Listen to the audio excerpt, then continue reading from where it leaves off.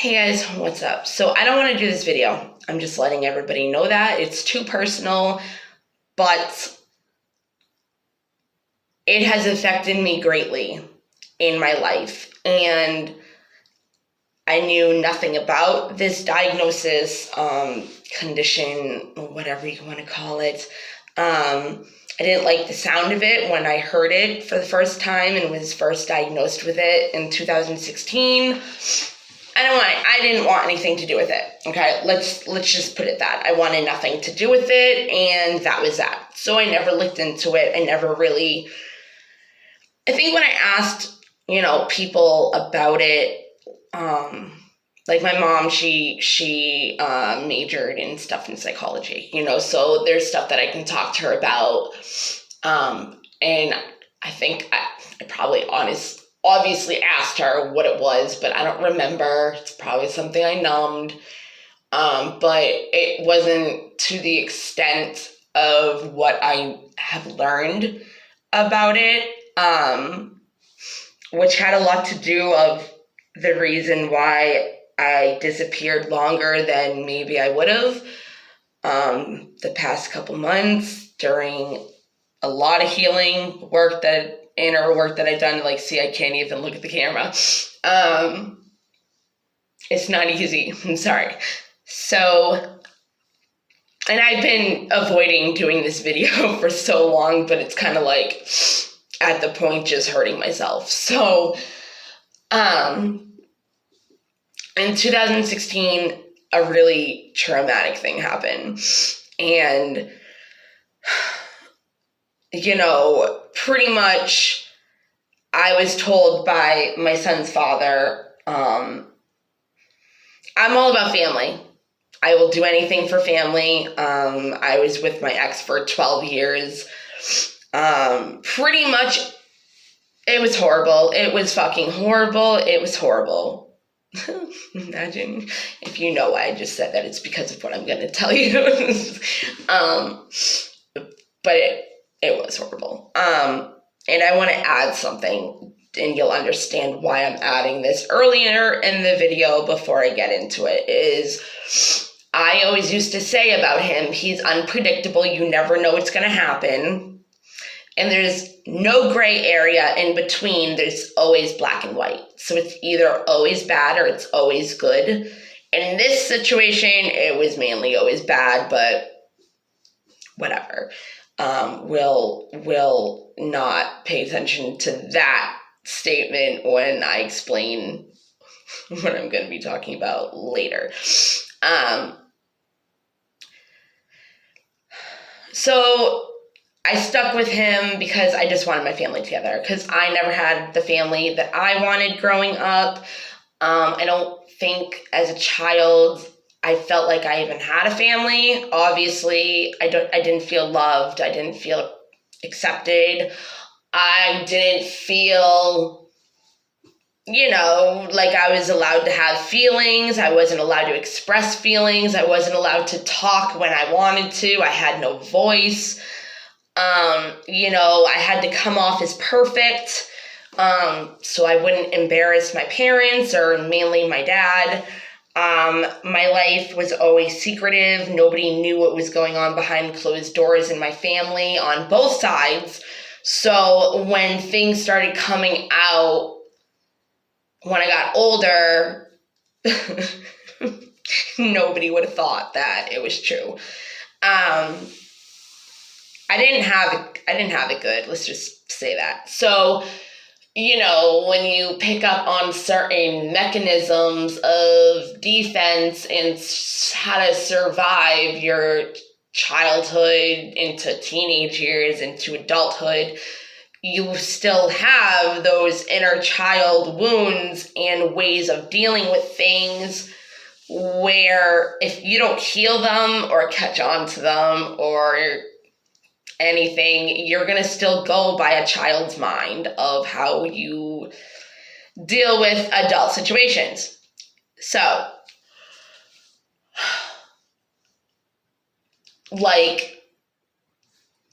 that's why we learn to numb so easily, because as children, we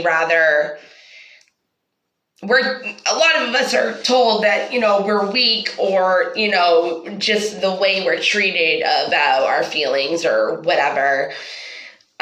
We learn that they're not valid, they're not acceptable, they're not allowed to be talked about. You're crazy for thinking this, I don't understand, and then you can get manipulated by a narcissistic parent or other person where you look like you're the one that has done something bad, or your thinking is not correct, which in adulthood can be complex PTSD, childhood PTSD, which turns into having a lot of dysregulation. And when you dysregulate, it's not fun. You can be in a dysregulated state for who knows how long, and it's fucked up because it's like dysregulated and not dysregulated. And then it's like, if you have bipolar, it's like manic, not manic, or you could be manic depressive or not depressed or manic, whatever. It's a consistent thing going back and forth. Again, no gray area. With bipolar, obviously, you can have, a gray area. But when you're dysregulated, you're dysregulated. There's nothing about it until you can get out of it. Depending on your categorized diagnoses and the cluster that they're in and what traits it comes with and what correlation they are with other mental illnesses, you could go about it in so many different ways. I could name off so many things to you that I either personally think I have had trouble with, how things could correlate to why it looks like I might have something that I don't, stuff like that. So where I'm getting at is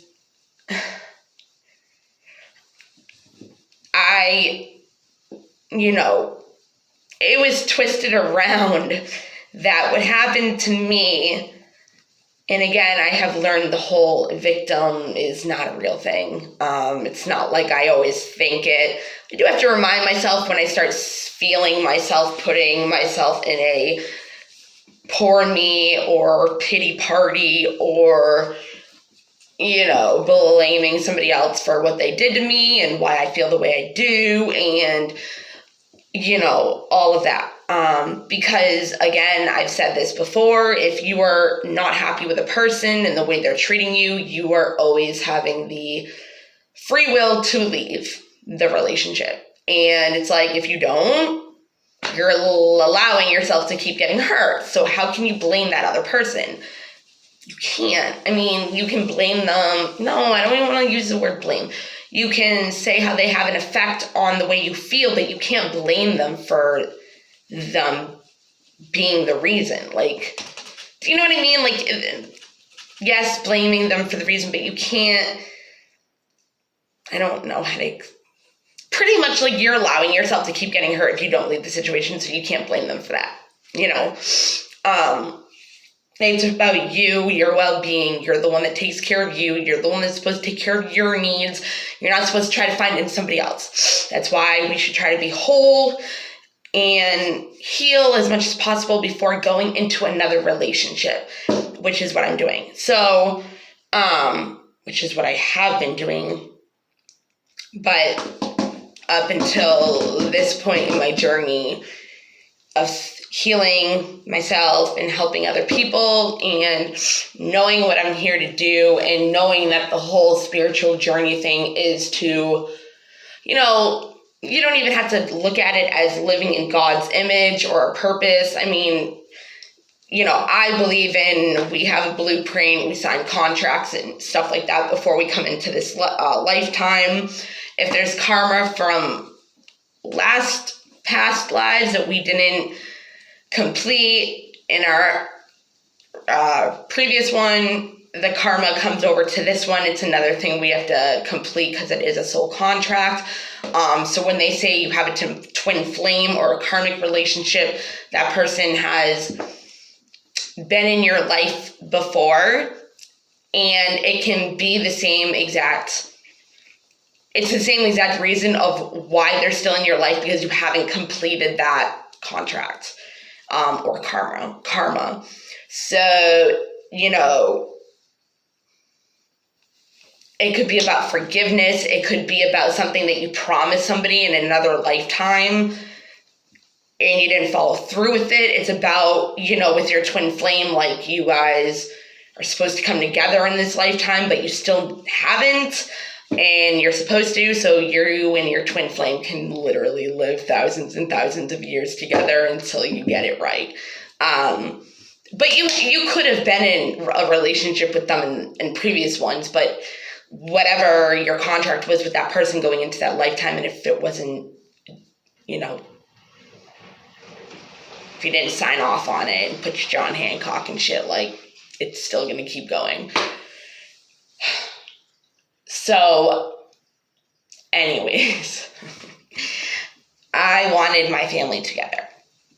My partner at the time, my boyfriend, was very manipulative, definitely such a narcissist. And the diagnosis that I got at the hospital does not mix with narcissists very well.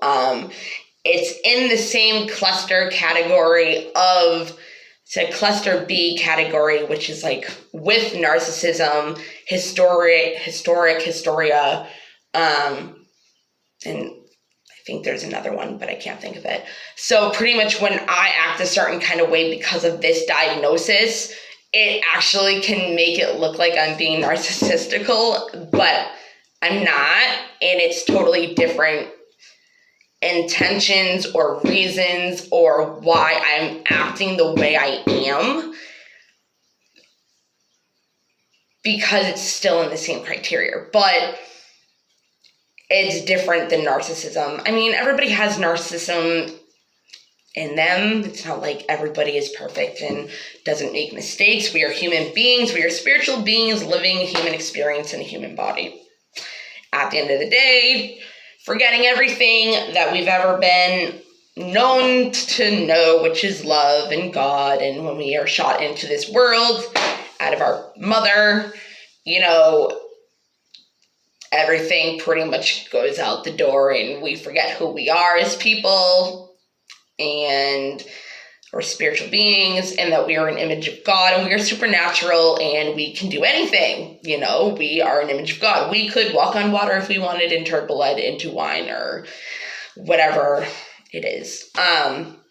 We can do that, but because of our conditioning is telling us we can't do this, we can't do that, blah, blah, blah, blah, blah. We are limited beliefs, core beliefs of children are, I'm not good enough, I'm not worthy, I'm damaged, I am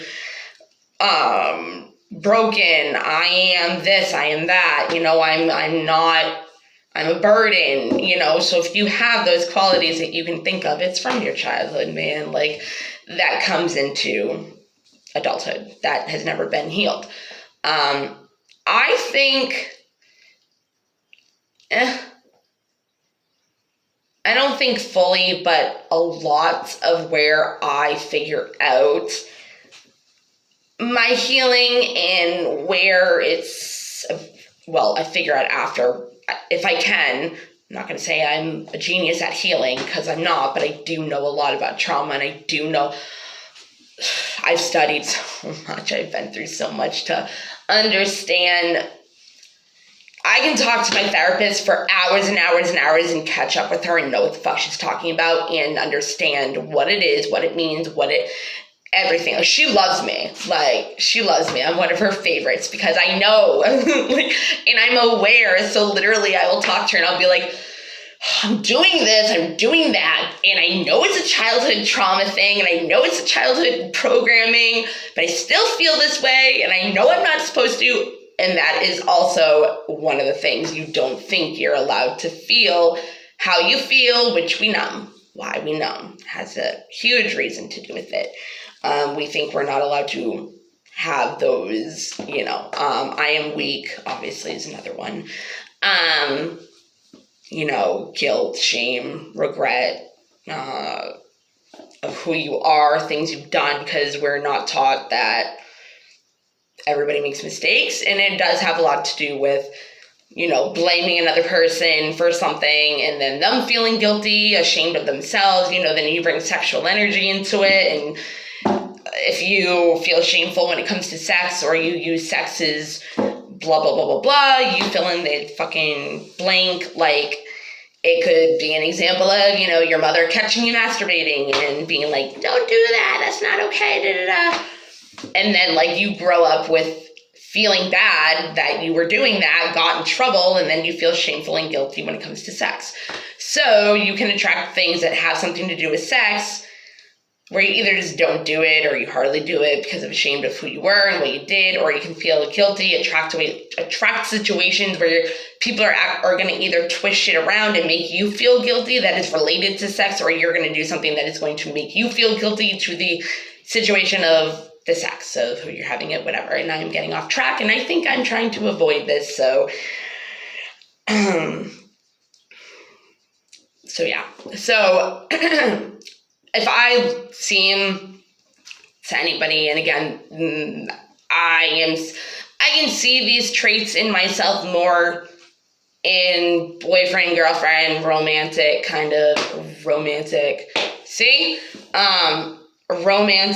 relationships more than, friendships. I can see myself doing it with friendships as well, because I've correlated things.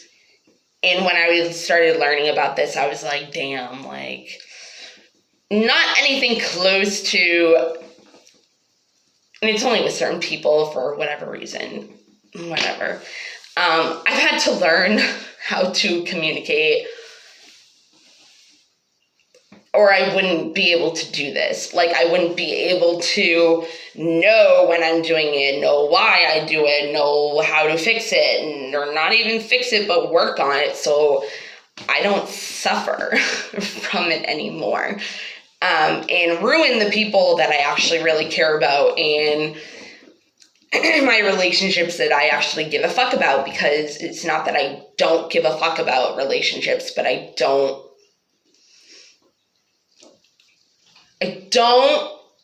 embrace them to the full effect, to where I'm either showing you, letting myself believe out of not wanting to feel hurt, or other reasons, who knows why. There's many reasons, okay, let's just put it at that.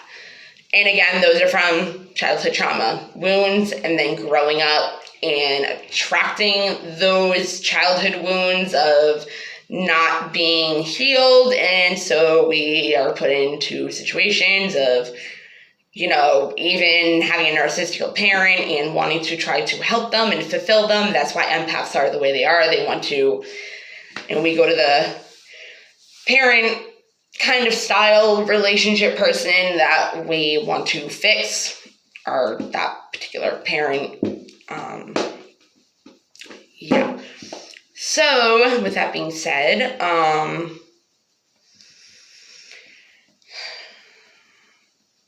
don't remember where I was going. I think I finished relationships, yeah. Again, I could completely keep going and be like, yeah, my wounded healer in astrology is communication and blah, blah, blah, and it has to do with this and that, and, I could explain so many things and try to avoid the situation, and I'm kind of actually mad because that's not what I was going to say about the astrology thing, and now I'm like, crap, like, okay. Your North nodes, your one that you're supposed to be in this lifetime, and the one that you were in either your past lifetime, where you need to kind of like get at. There we go. You have to integrate them together. Wow. I'm learning stuff about myself and what I'm going to say already. Like, just doing a video of 20 minutes of not talking about it.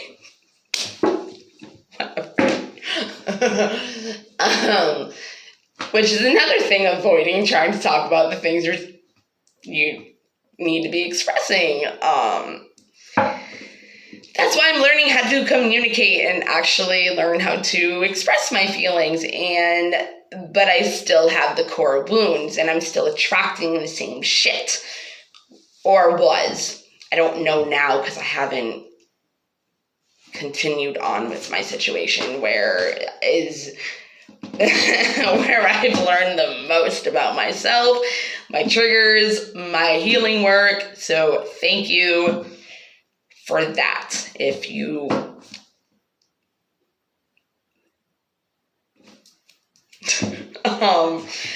thank you.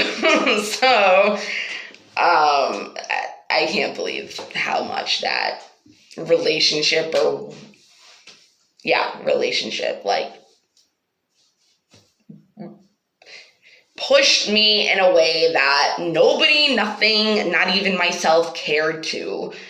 Not even really that person, but everybody's on a different journey, especially if you're on a twin flame journey. Anyways, again, sidetracking myself.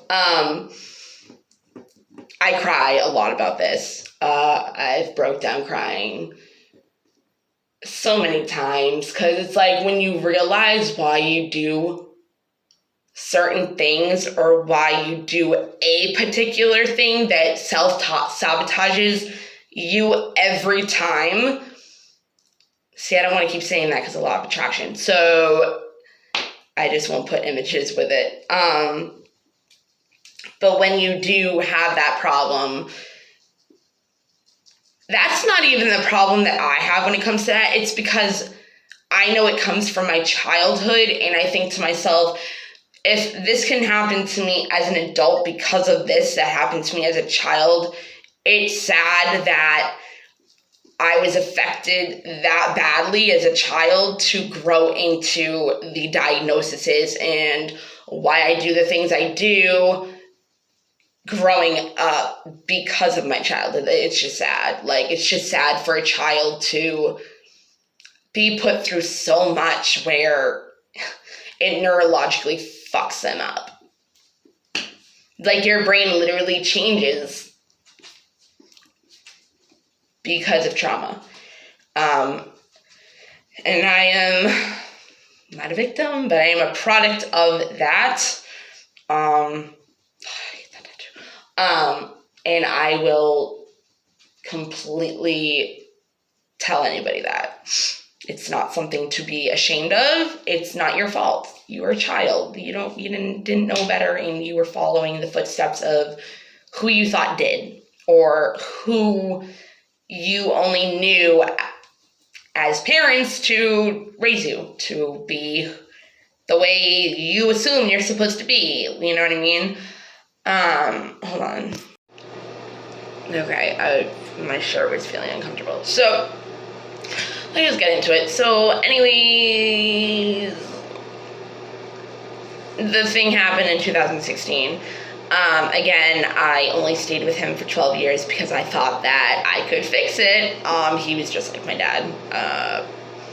Worse in certain ways than others. I don't know. Anyways,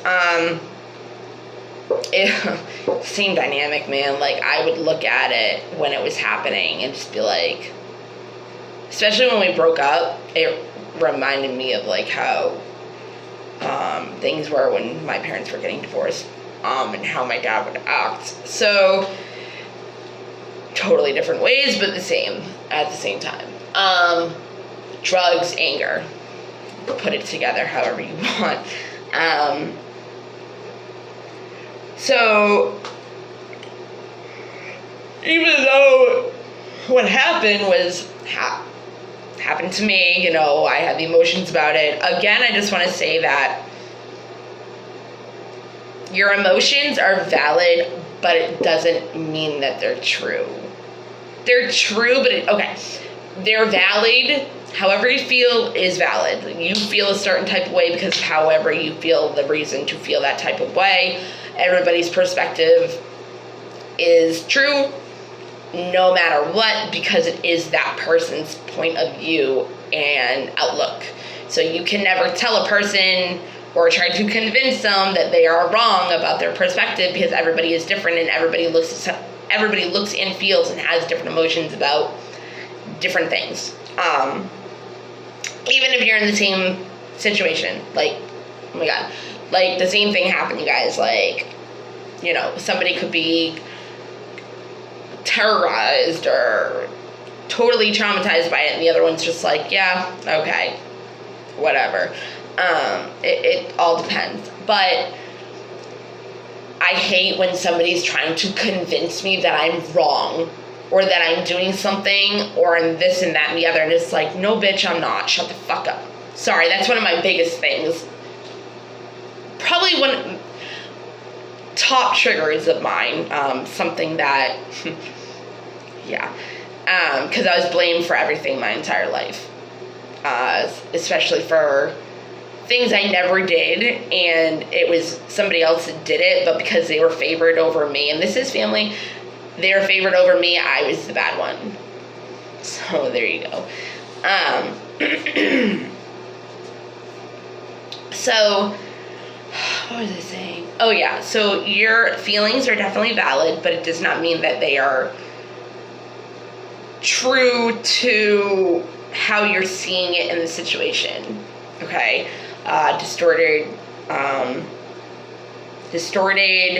thinking, dysregulated states of mind, just whatever. So somehow it was turned on, well, I think you need help. The reason why our family is the way it is and not is working out is because of you. I think that maybe you should go and, to a hospital and go get help. I would do anything for my family. So I went to the hospital.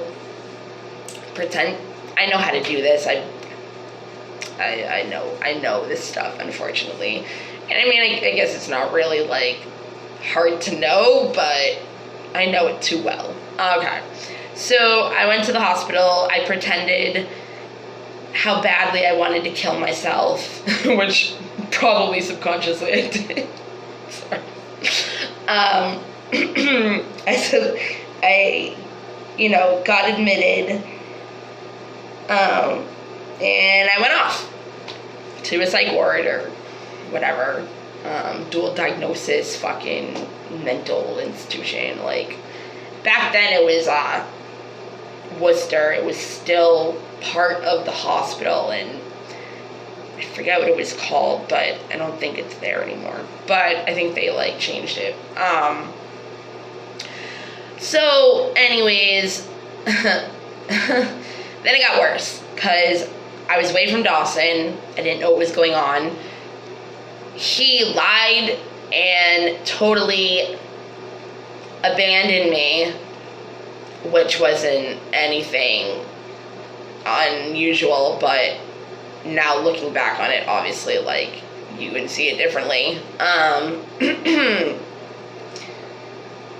He wouldn't answer the phone. I never knew what was going on with Dawson. I came back and heard so many things. And there you go. I was trying to get help for my family, and to, try to do something good for us, and it turned worse, and my kid was affected.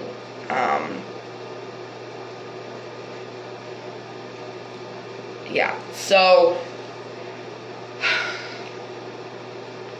hold on.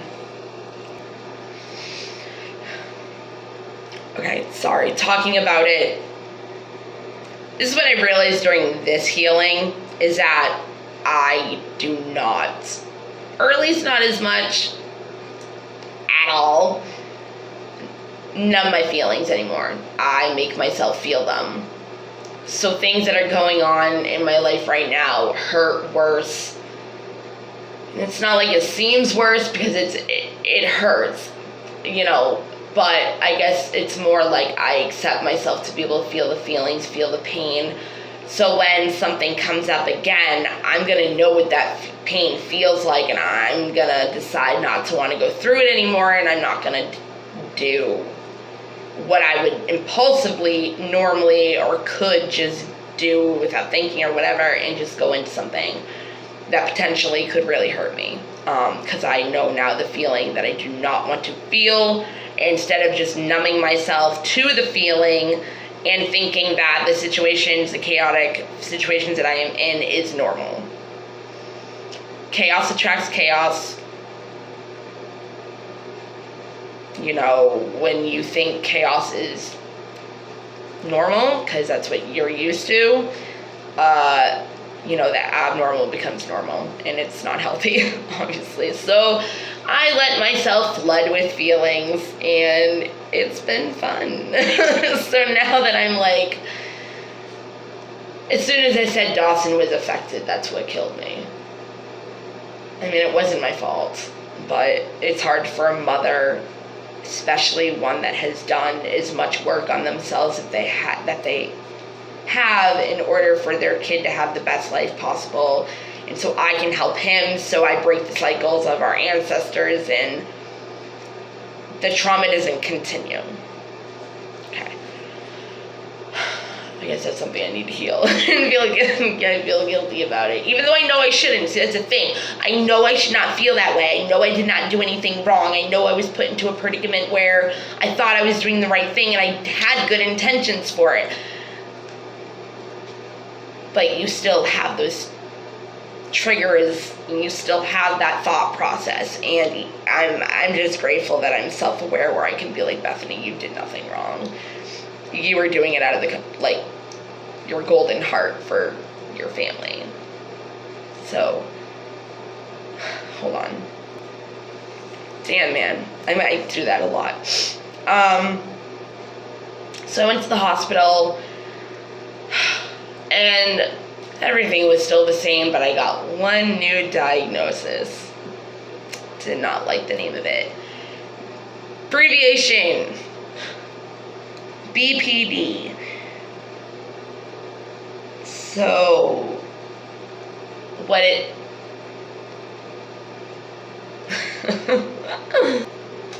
Okay, it's called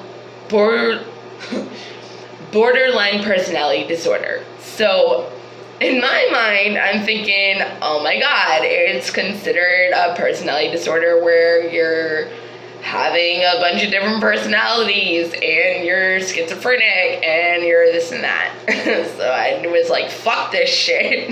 Get away from me. It's not true. And it's not. It isn't the correlation of what it actually means. So there's like 9 particular traits, and I have them written down just so I can remember all of them. There's 9, but this is, hold on. Okay, I'm sorry. That time was different than any of the other times, except for the next time that I will be having to pause it. Like I said, this is not easy for me. This is not an easy thing to accept having. If you go online and look it up, or watch videos on it, and you read the comments of what people say that have it as well, it just sucks. Let's just say that. It like ruins lives. It really does. So there are 9 specific traits there can be that they go by in order to be able to diagnose you having it. And the DMR, which is, what is it, like it's pretty much like the book that, if there's a mental illness like narcissism, bless you, Brutus, like NPD, narcissism personality disorder, like that's not in the book that we all know. It's definitely a thing. Bless you. Okay, so there's other things that are related to it. The reason why I have more on this is because when I was writing this, I was studying and like writing down notes for the difference between NPD and BPD, and how two people that have either one in a relationship together are. It said that BPD is more in women and NPD is more in men. But now they're finding out that men are just being diagnosed improperly. Because again, there's so many different... Okay, so you have impulsivity, frantic efforts to avoid abandonment and rejection, or being rejected. Self-harm, suicide, whatever. Anger, and that's where it comes into men being unproperly diagnosed the most, because men have more anger issues than women do, and women are just emotional and whatever. Okay. I can get very angry, and that's a lot to do with my thing. Affective instability, where you also can't emotionally regulate. Problems with self-image, your identity, feelings of emptiness, which is a big one for anything. Disassociation, so that can also be because of childhood trauma, because when we want to numb our feelings or we don't want to acknowledge the truth of what's going on, we zone out and disconnect ourselves from reality. So that's how that can be. BPD is a diagnosis that actually is normally created, made, happens to you in like birth. A toddler, you know what I mean? You can definitely be affected. People are like, oh, blah blah blah, until they're no. When you're in your mother's womb, like, you can still be childhood traumatized. I don't want to go into this, but ADHD is also a misconception of childhood trauma. So doctors are just putting our kids on freaking narcotic controlled substances, whatever, to treat something they don't have, because they don't have the time to actually get to the root problem of it really being childhood trauma, just trying to disassociate what's really going on and zone out, which obviously causes problems in school when we get older, especially if we're bored and, we want to go into a fantasy land, which is one of the NPD traits of correlation, qualities or whatever. So high neuroticism, which again, they say women have higher neuroticism than men, and NPD disorder, whatever, because we're women and we have more feelings, we're more emotional, and whatever. So those are associated characteristics of other personality traits like with or acts with higher neuroticism. So that would be like depression, anxiety, stress, sadness, all those fun things. Lack of insight, I'm not gonna, BPD somewhat blah blah blah blah, that has something to do with that. Okay, and then the perfectionism,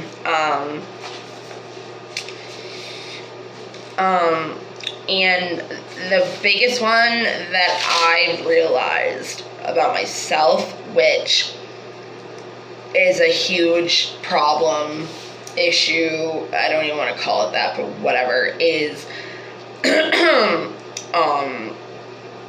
the love-hate relationship.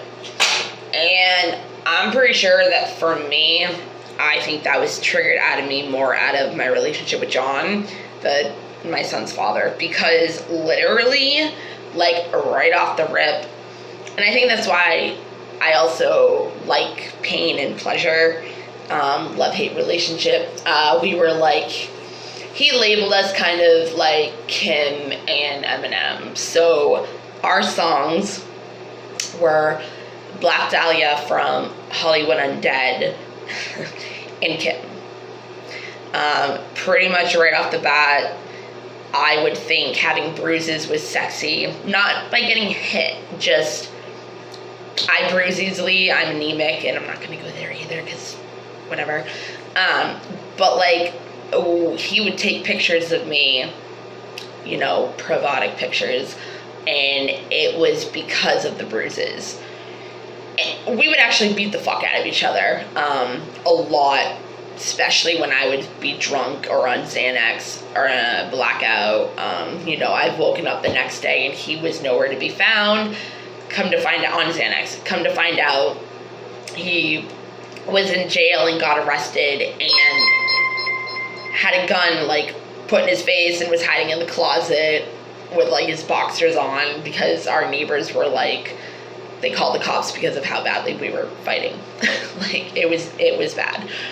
It was bad. So I did get a lot of bruises from stuff like that as well. But it was sexy to me. So when I get bruises now, I actually can still get like that, which is, I don't look at it as a problem. And I know that sounds weird, but it just is what it is. It's something I picked up. I don't fantasize about getting fucking beat up and having bruises all over me in order to feel sexy. Like, it's just pain, pleasure. People like getting choked during sex, you know, whatever. That's besides the point. So you need to have 5 out of those traits in order to be diagnosed with BPD. I am not going to say borderline personality disorder as much as I can, because it will trigger the fuck out of me and I'll probably start crying. So yeah, you have to have 5 out of the 9 or whatever. I think, again, I added some, but that's because I was also doing the relationship between NPD and BPD. And in that scenario, it was the wife or woman or whatever having the BPD and the man, husband, male having the NPD. So that's a video for another day. This is the life experience one. The love-hate relationship is pretty much the ideation, devaluation cycle. So pretty much, hold on. Okay. It's like, I've changed like 3 outfits already. It's like the temperature in my house and whatever. Crap. Oh well. So, hold on. Not ready for this. Okay.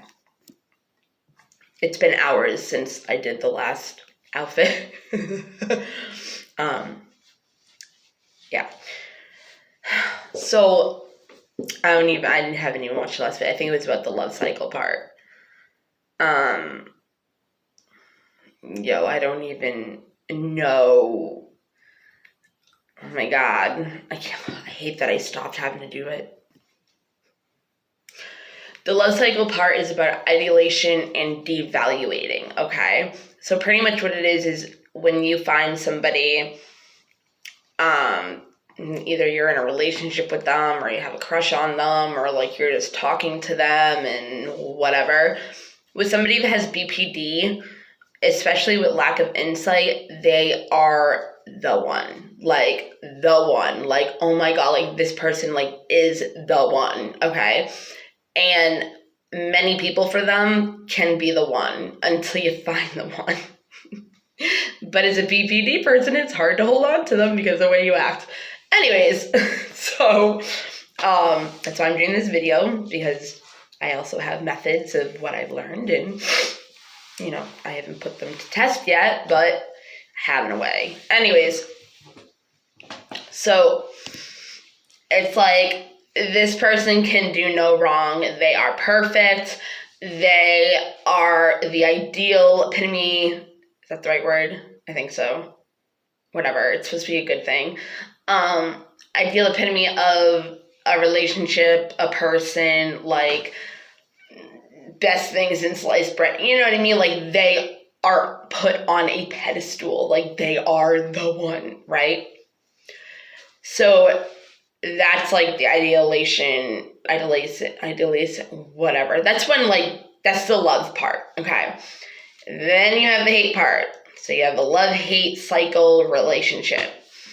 So the hate part is when you start devaluing them. So you put them down, you hate them, you say you're going to leave them, you say horrible things to them, and this is where impulse and anger also comes in.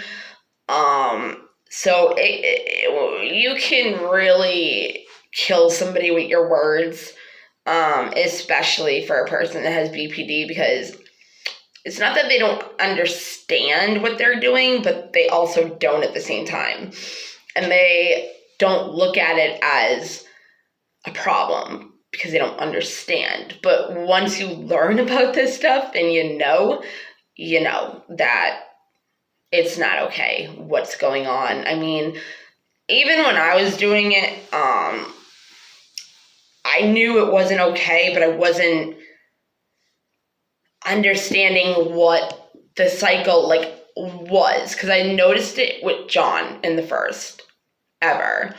And I think a lot of the BPD shit came out of that relationship, which, I mean, that's where I found out I had it, is when I went to the hospital when I was in it. So the love-hate cycle in romantic relationships is what kills it. I mean, there's other stuff too, but because the love-hate cycle isn't just like a love-hate cycle, just like kind of like, you know, what? Let me see. Just like self-harm isn't just self-harm. Like, it's like, I don't even remember what I just said. Whatever. Like, what the fuck was I saying? A love-hate cycle is just, like, self-harm is self-harm. You know what I mean? If you're in a love-hate cycle, it can have impulsivity of your words, your actions. If it's because, which a lot of it is the reason why we act like this, is fear of abandonment, fear of rejection, and you do erratic, crazy fucking shit that either is making you be triggered by it, or to make it not happen, or to make it so we don't feel like it. So when you're in a love-hate cycle, a relationship, and you're in the hate part of it, you're going to get a lot more than just the hate cycle part. Do you know what I mean? Because you're going to get a bunch of other things that come with the BPD traits. All right? So,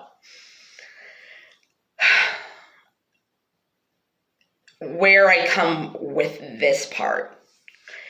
The main thing, okay, this is not a personality disorder where it's not like you have two people inside of you, or three people, or four, and, like, you come out of nowhere and, like, you know, there's a movie called Split when he has, like, all different characters, like, voices, like, I think it is. But anyways, like, it's not like a million people come out of you and you have a different outfit and you have a different personality and you're, like, that person. Like, I'm always me. I'm always me. But what causes with borderline personality disorder, it can be hard to, well, not hard, I guess, but it can be related to and misdiagnosed with bipolar, kind of. Like, your moods can change, you know what I mean? But this is a different kind. It's called splitting. Yeah, split, whatever. It's called splitting. Which is why I was like, when you're splitting, you have no integration of bad and good. So it's either all good or all bad. So it's either all black or it's all white. The gray would be the integration of a person situation of where you can see the good and the bad in that person. If you're in the devaluing stage of a love-hate cycle, you don't see any good of that person. You just don't. You don't. Like, if you're in a fight with that person, you hate that person. Like, and you will say hurtful things and all that. And then if you guys make up, you're back to that loving, like, oh my God, I can't believe, like, I love him so much. Like, there's no in between, which can make it unpredictable on how a BPD person is going to respond to you or be, especially in the splitting dysregulation state of mind. Then you have the disassociation, then you have the paranoia, which makes it even worse about abandonment and rejection. And that's the main trigger, is abandonment and rejection. And it sucks because, say, with BPD,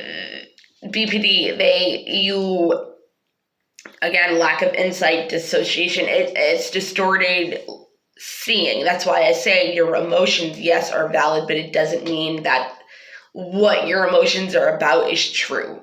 Like, we all make our own stories in our head when we don't know the truth. And when we do that, our mind is like a computer. So it goes by our past. So it's like, if we don't understand what's going on, but something in our past has felt like the same situation, we take that memory or that feeling or what we thought then in that situation in this situation that you're in now.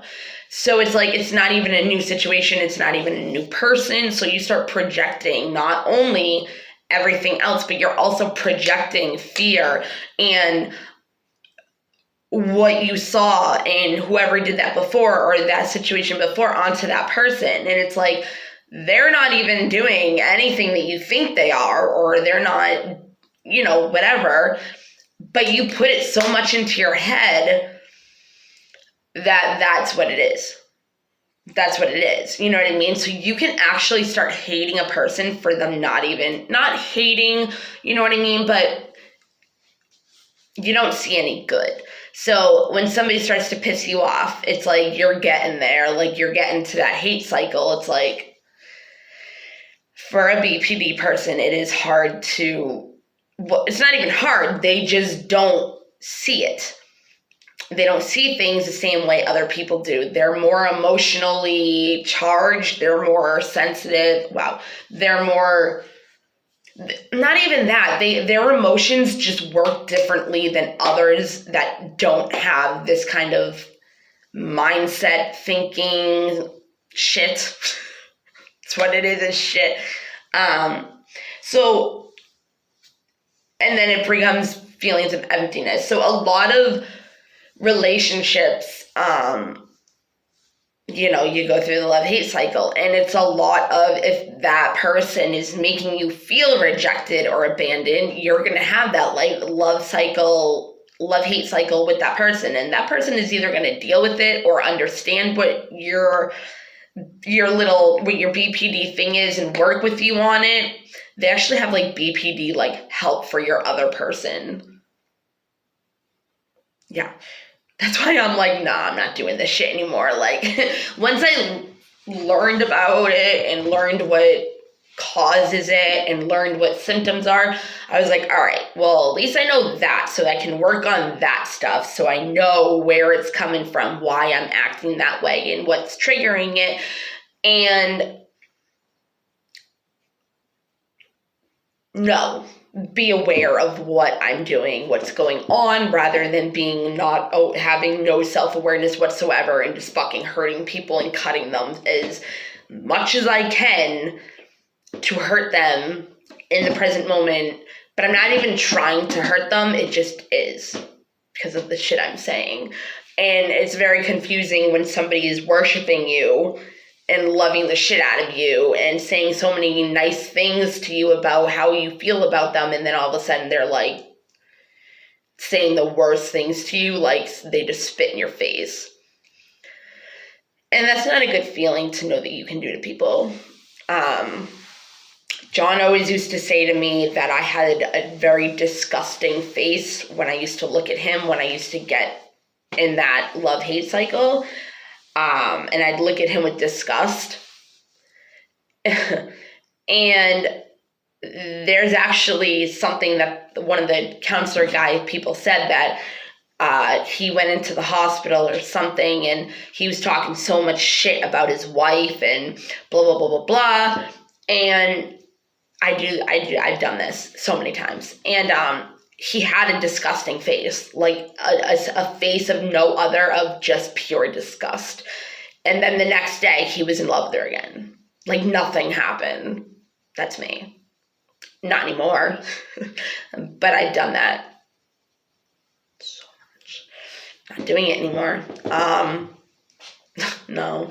Because then again, it's not being brought up or attended to, so the love-hate cycle continues, and the devaluing and, the feelings of emptiness and abandonment and rejection all over again. But that's the thing, like, if for BPD, their fear, and I'm kind of in this situation right now, and I attracted it, and I can see it, and I didn't understand why, but I knew it was happening, but I didn't understand what the root was, and now I do.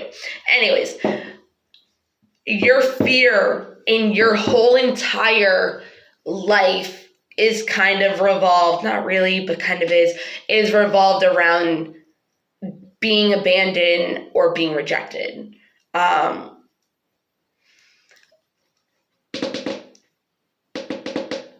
not going to say that. But in the end, because of the love-hate cycle and because of the erratic things, in order not to be abandoned or rejected, or the feelings of emptiness, the impulsivity, the anger, like that actually just ends up you being abandoned and rejected. You know what I mean? Because of your ways of being, because of your behavior. But the thing is that like you could be angry and being impulsive and this, that, and the other thing because you feel abandoned and rejected, and then you end up reacting and they leave you. You know what I mean? Or you leave them because you can't deal with the feelings of emptiness and abandonment and rejection. Okay? I've learned, and then the high neuroticism comes in the self-identity, because then you're like, it's a mess. So, and I'm not saying I have all of these traits, just whatever. What was I gonna say? Oh, my anger, yeah, like it comes when people piss me off, but my anger stems from being hurt. So I really wouldn't do it anymore if I was in a relationship. But if that person hurt me, normally I would just be mean. I wouldn't let them know that they hurt me, because I didn't want them to know that they had any kind of power or control over me, because technically if they made me feel a certain type of way, they made me feel a certain type of way, but that's also my decision to let myself feel that way. You know, I can also always change the story to change my emotions. See what I mean by you can't blame another person? It's your responsibility on how you want to feel. A spiritual journey is also about feeling, not about action. Your thoughts make a feeling, your feeling puts you into action. So whatever your thoughts are, negative, positive, they're going to create a reaction of an emotion, and then you're going to react on that emotion.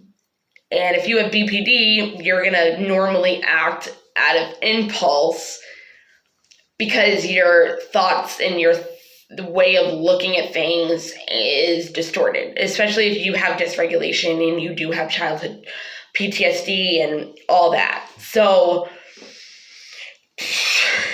I don't even know what I was saying. What the fuck was I saying? Hold on. I don't want to wait. Hold on. Oh, yeah. The anger thing.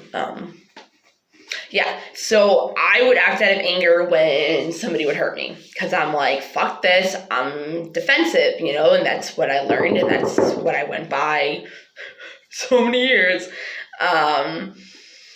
So I would lash out, and it would be impulsive. I wouldn't think before I did it. It's like you black out. You have no idea. You know what I mean? Somebody could be like, you said this, that, and the other, and you're like, no, I didn't. Obviously, that person fucking knows if it affected them. And I hate when people do that too. They know I didn't do that. It's like, yeah, you fucking did. Why would I be so upset about it? Anyways, so... anger.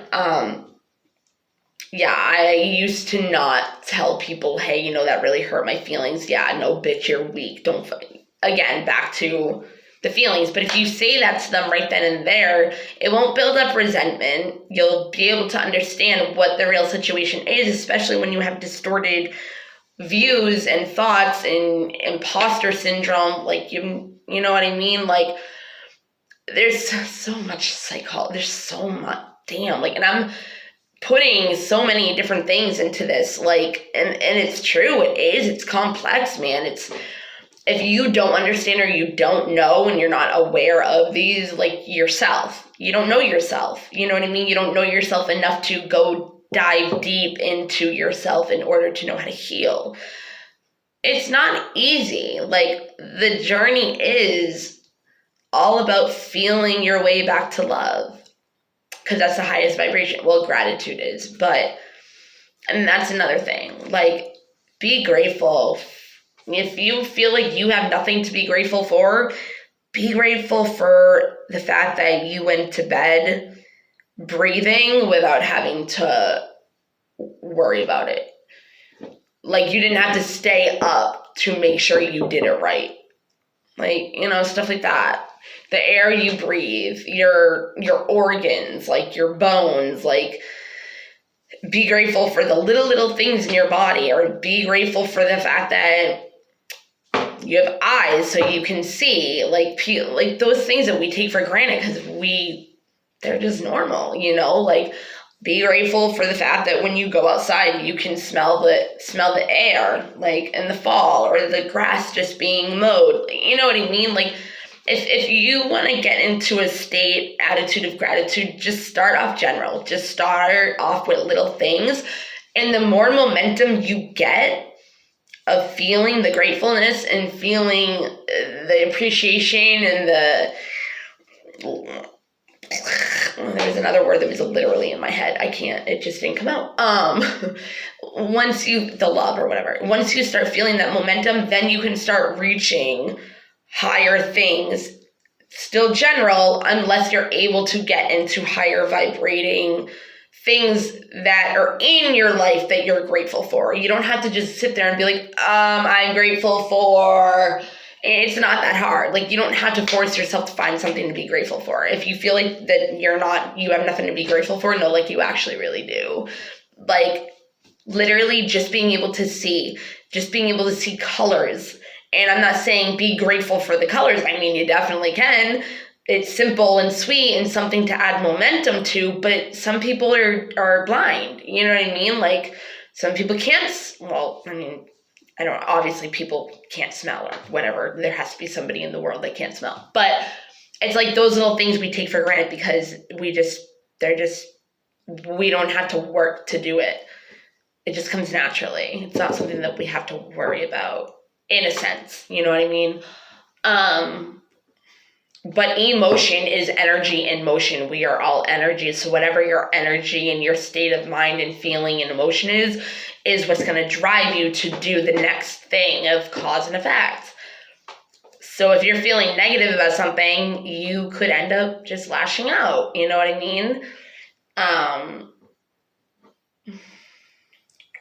Paranoia also can make you think that they're avoiding, abandoning or rejecting you, and they could literally just be taking a nap. Then they call you and you just flip out, automatically flip out, and then it's like, where the fuck is this coming from? Right after you just talked to them before they went to bed and you guys were gonna have like a date night and you were all excited. Like, then the person's like, what the fuck just happened? And it's like, you made up your own story and got yourself mad at them. Like, no wonder why they're like, what the fuck is going on? You know what I mean? But that also doesn't mean that they're not to blame either when it comes to a relationship. Like, yeah, you can act like that, you know what I mean? But, like, it's also how they respond back to you and what they do.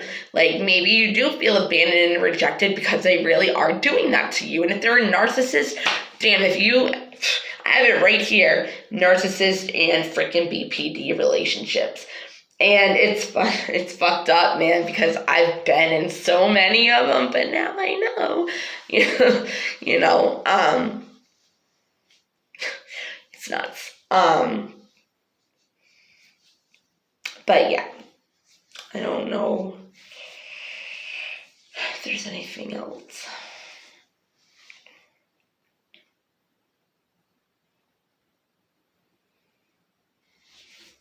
I don't know. Hold on, let me see. I forgot the whole point of what I was supposed to say, like what it means, how it happens, like the whole black and white thing.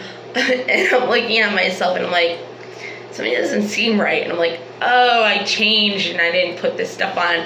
And then I'm like coming to finish to do this and I'm like, you know what it is? Like, I have a bunch of personalities because I keep changing my outfits. But I'm still acting the same. I thought that was funny. Let's joke around about the BPD. Let's not just be so hard on it, okay? Yeah, let's do that. All right. Black and white scenario. It's called splitting, okay? Splitting happens and is what causes borderline personality, pretty much, is when you cannot integrate bad from good. You can't put the two together. So it's like, even though you might be in a fight with somebody, it's like you can't integrate the fact of what they have done for you, like how good of a support they've been. Like, you don't see it in that moment. Like, you just don't. Like, you just don't. And this is created at like infancy. So it's all about the toleration you were able to do growing up and as a newborn on with stress. So if you were a good baby, my mom used to tell me, you were such a fussy baby, Okay, well, let's see. When I grow up, I'm gonna have borderline personality disorder, and it was kind of like a red flag just for you to know, but it's okay. Anyways, and the mother-daughter relationship, or even just the mother, if they have BPD, is a very it has a lot to do on you influencing your children, especially your daughter. It does have a lot to do with your mother making you feel abandoned, so then it carries on down to your children. It can. I'm not saying it automatically does. Like, I can tell that Dawson's fine, like, you know, but I also didn't. I don't know. He just isn't. You can just tell, because he can see the bad and the good in everything, and I can too. But it's like in people and relationships. Like, if you hurt me, like, go fuck yourself. Like, and it's like, then you act impulsive, and then after you're like, fuck, and then you realize the good, but you already fucked up. So it's kind of like, yeah. So what happens is, when you're a baby, if you can't deal with a certain level, or you can't tolerate a certain level of stress, anxiety, frustration, like, going on around you in your environment, that's where you can't, when you're BPD, it's like there's a point where you cannot tolerate the stress and the frustration and the abandonment feelings and this, that, and the other thing, and this is why you lash out and you act the way you do. And that's where the black and white comes from, because you can't tolerate it anymore when you're at that point of the splitting. So if you had a really bad environment that you grew up in, you know, there was a lot of yelling and this, that, and the other thing, and you were never able to get above the point of that toleration of how bad it was, and as a baby you weren't able to hump over to be able to do that, that's where the BPD bipolar splitting comes into play.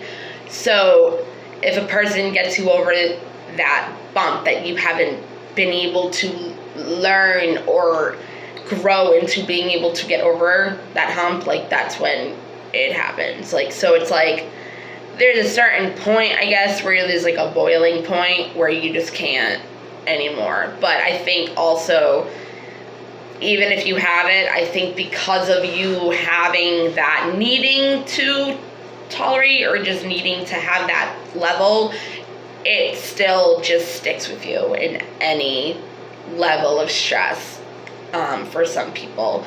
So like Dawson was a really good baby, like easy as fuck.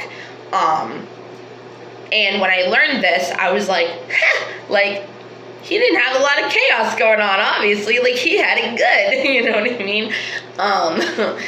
So, like, I've had to teach him, you know, like, his dad wasn't around, he was homeless, he was drug addict, like, whatever, and when he did come around and Dawson was excited about it, he was still in and out of his life, and it makes you feel abandoned, you know, so I had to explain to Dawson and teach him, like, it was better that way, like, you had a better upbringing because he wasn't around, like, thank him for not being around, you know what I mean, like, it helped you in your life. And he got over that whole abandoned thing. Like, he doesn't have it anymore in that scenario. So, as kids, we look at things differently than we do once we're adults, where we understand the true nature and factor of what it really was. But it's not, some people aren't aware enough to be like, oh, well, that's why I was feeling like this, and be able to understand. And then when you get triggered in certain ways and feel abandoned or rejected, you really have to be like, this is where the gray area comes, like doing pros and cons, like, is this person really doing this, or is there maybe something that I don't know is going on where they're not, like I said, like say their phone died or something and you think that they're automatically abandoning and rejecting your phone calls, you know what I mean? Like, there's always like, do you trust that person enough? Are you compatible enough with that person? Do you know that they love and care about you enough to be able to get into that gray area of integrating the bad and the good? Because again, they might not even be doing anything wrong to get you to trigger you to want to lash out because and be impulsive and not think clearly. Is this what's really going on, or is this just in my head, you know? And so when also you're a kid growing up and you're growing up with this BPD thing, it's hard to look at your parents as integrating them as good and bad. So then you bring in the mother wound and you don't even look at your parents, mainly your mother, even as a person. They're like a superhero and do everything right, and then that has a lot to do with your relationships, and every part of your life in general is the mother wound. Mother wound attachment styles, CPSD, PTSD, this stuff, like, there's so much to all of it. All of it. But enough about the mother wound. It's like when we're in a black cycle, the hate cycle. Actually, in the love one too, it's like you don't see that person as human. Like, you can't remember, like, people make mistakes. Unless you want to. I think you could say, unless you want to do that. So again, like I said, your emotions are valid, but it doesn't mean what you think is going on that is causing those emotions is true. So it's like with somebody that has BPD, when you know this at least and you're in recovery of it, like, and there's no medication for it, there's no cure for it, it's pretty much just self-care. Like, you just need to take care of your mind and yourself. And, you know, the fear of abandonment and rejection is all on you. It's not on that person. Like, it's on you. Like, because if you feel that way, like, you're not taking care of your own needs, where if that person left and abandoned you, your whole world would die.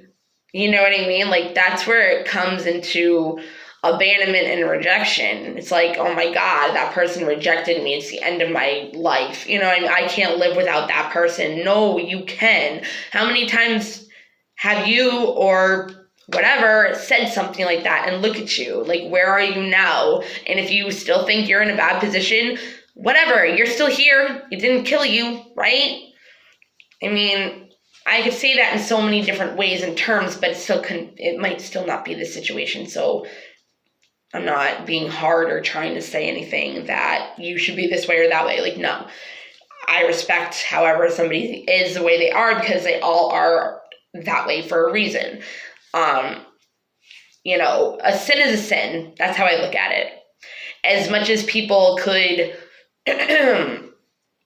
look at a murderer or look at a pedophile or look at somebody that's done something to kids, it doesn't, as hard as it is, a sin is a sin. No sin is worse than another one. God did not say, okay, this sin is the number one worst. Like, don't do this one. But if you do, you know, the last 9 or 10 of them, like, it's okay. Like, but it's still, no. Like, a sin is a sin. No one is worse than another. So we are all sinners. You cannot judge somebody on their sins. Why are your sins any better than theirs? Whether it's raping or killing. I don't agree with it, obviously, and I think I have my own thoughts on it, and I mean, I'm not going to go there, but a sin is a sin. Nobody is better than another person. So you have your shit, I have mine, and that just is what it is. You know what I mean? But if you spot anything in me that you don't like or you do like, it's all in you as well. So just remember that. If you don't like something I'm saying, try to reflect and try to think about why you don't like it, because it could just be triggering something in you. Or look at it as, what do you do that has anything to do with it? Or maybe you do the same exact thing and you just judge yourself on it or don't even realize it. I've noticed a lot when I give people information, like help, advice, whatever, everything that I'm saying to them, I should be saying to myself, because they're a mirror. You're talking to yourself. That person still has the same problems as you. It's just a different dynamic. We all have abandonment issues. We all have rejection issues. We all have trust issues in some certain type of way. We all judge. We're shameful. We have guilt in some certain way. Nobody is fucking perfect. And even perfectionism is a fucking disorder. Like, we are all the same. We are all whole. We are all one. We are all God's children. Like, nobody is separate.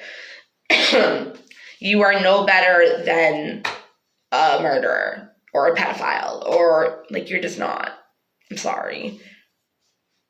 Like, and I don't mean it like that. Some people are going to be like, how can you say that? Like, I don't mean it like that, but I'm just trying to give you a different perspective. That's my perspective that you cannot tell me is wrong, because that's how I look at it.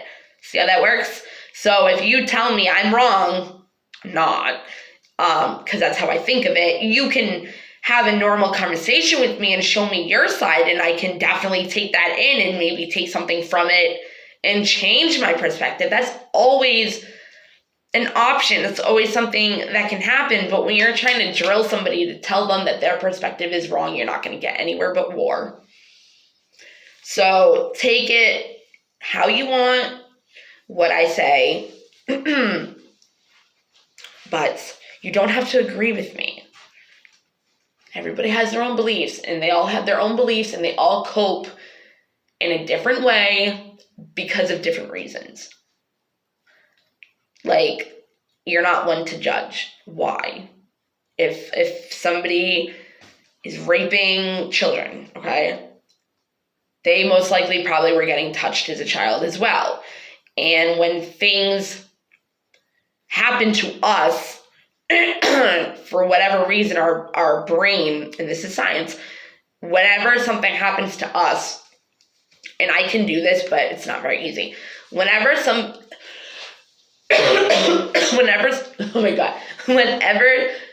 does something to us, our brains automatically think that it's acceptable to do to other people. And that's where the karma comes, and that's where the cycles come, and that's why it keeps going on in the world, because, but I have also been able to remember, wow, I feel like shit. I feel like nothing. I feel however I feel because of how they're treating me. But you got to remember, somebody did that to them. And it can help you know that it's not you.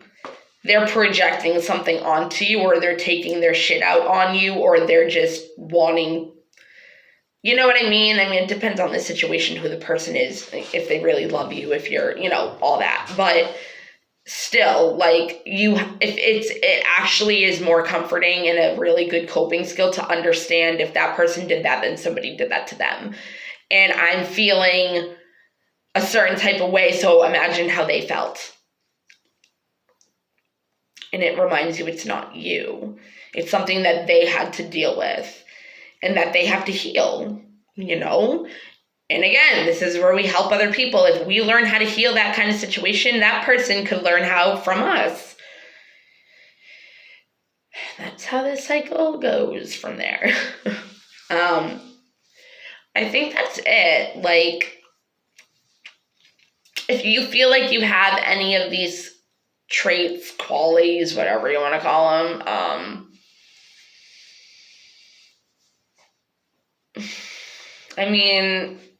look into BPD, look into borderline personality disorder. If you're diagnosed with bipolar, look up, because there are differences. If you look up Dr. Grande, he's an awesome YouTube freaking psychologist, whatever person. And he has videos on how you can tell the difference between diagnosing somebody with bipolar and borderline. You know what I mean? Like, the difference between this, that, and the other. Like, there's so many different things on borderline personality disorder that you would never even think. Again,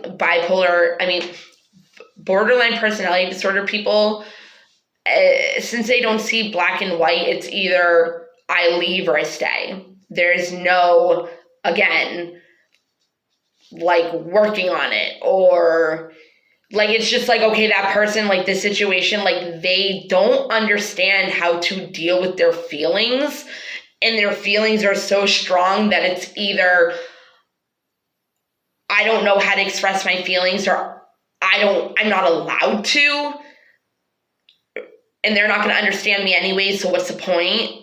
Or they're just going to not listen, or they're going to tell me that I'm an idiot and I'm not right and that's not how it is, and da-da-da-da. It's like you're facing your fear of abandon and a rejection, telling this person your feelings when you've been told your entire life you're crazy.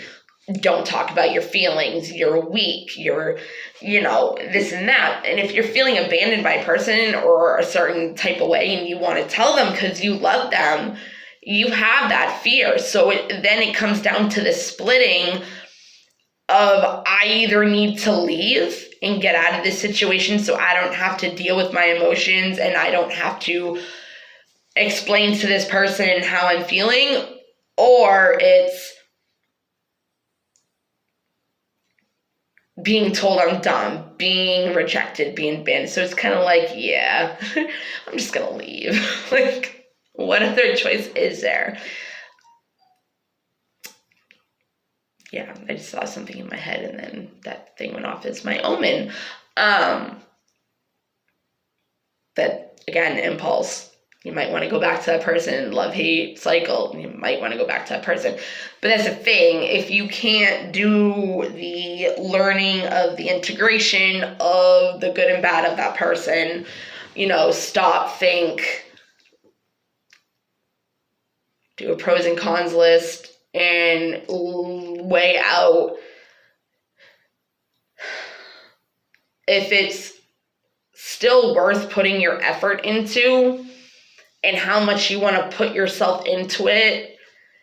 Because if you have BPD, it's split, you know what I mean? If you don't know how to integrate, it's also, I'm either in this relationship or I'm not at all. So as a BPD person, it's not that easy to do that, and the impulse and the indecision and the lack of insight. So it could be a lack of insight and you stay with a narcissist for the rest of your life and be treated like shit, you know what I mean? Like, and the disassociation is easier to deal with, and you don't have to find your self-image and who you really are as an identity because you live in somebody else, which is, you know what I mean? Like, see how it works?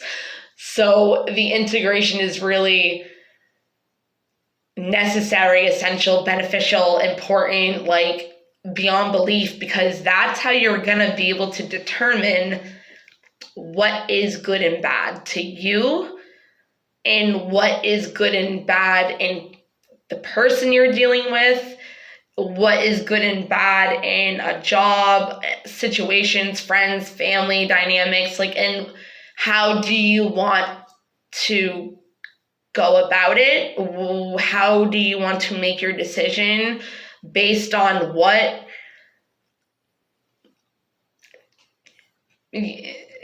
accept people for their flaws, because people are going to have bad qualities, people are going to have good ones. You can't just be like, oh, you left a seat up, you're a bad person, I don't want to be with you, move out. You can't do that. Like, no, if somebody ever did that, they should be going to the hospital finding out that they had borderline personality.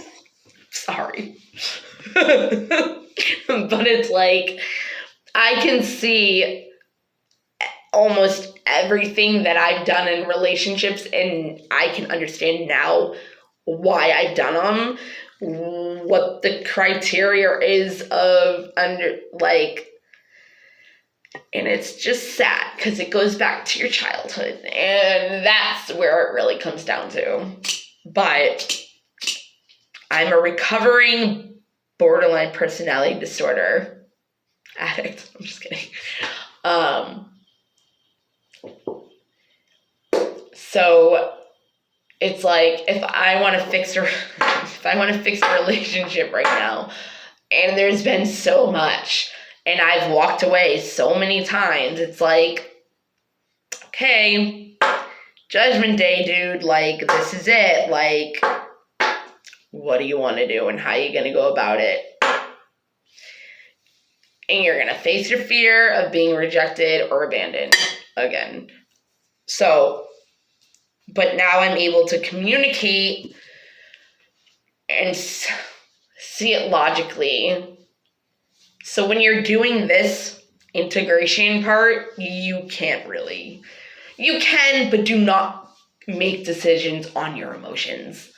Do it from your logic, They say, when you're in alignment, mind and heart, congruency and alignment, like, that's when you can manifest, and that's when you know what you want, and this, that, and the other thing. But if you're in an emotional state and you're trying to manifest and figure out what you want, you're not going to get anywhere. If it makes sense to do something and you have to have feeling to it, question that. Like, if you're like, yeah, it makes sense to love this person, but do you really have those feelings? Like, you can't only logically love somebody. Like, you need to have heart, head, congruency. You can't just alignment. Like, no, it doesn't happen like that. So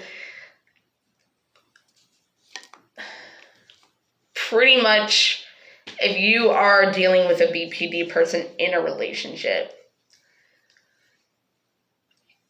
and you really want to work it out with them, you have to take these things into consideration, but don't look at it as an excuse. The person still did what they did, okay? It doesn't make it okay. Just like when you're forgiving somebody, yes, the person did what they did, but do you want to hold grudges and have resentment, or do you want to be free of it and just know that that person is a human, they have bad and good qualities, and, what was I saying? And it's not, their behavior isn't an excuse and you're not weak for forgiving them. Because people are like, oh, you just keep taking them back and you forget. And it's like, okay, but that's your decision. Like, that's still, I'm not going to go there. But yeah, so it's like, you can't just be one or the other, lukewarm. You know what I mean?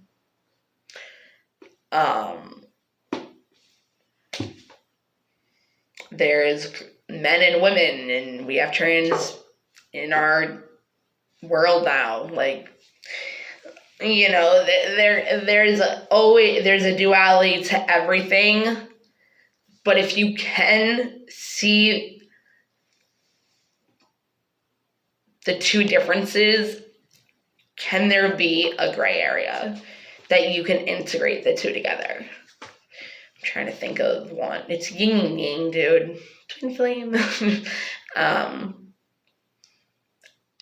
But you have to, as somebody with borderline personality disorder, learn how to integrate the bad, the good, the ugly, and how much you can tolerate. Because the more you can't tolerate, the less of a chance, if you're not healing from your BPD or understand what's going on, the less of a chance you're going to make it in whatever it is you're trying to decide. Like, if there's things about that person or that job or whatever that there's no way that if it doesn't change, like,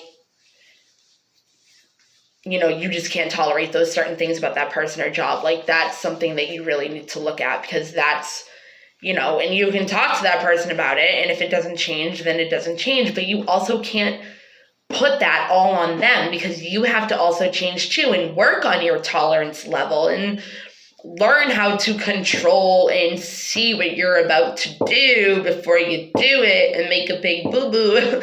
No, you make a big mistake that you're going to regret. Like, so you need to know your tolerance level, talk to your person. If you can't talk to your person, then that's already in itself not a good sign that it's going to be able to work. Like, a person with BPD needs to have communication with the person that they're with, or it just won't work. It just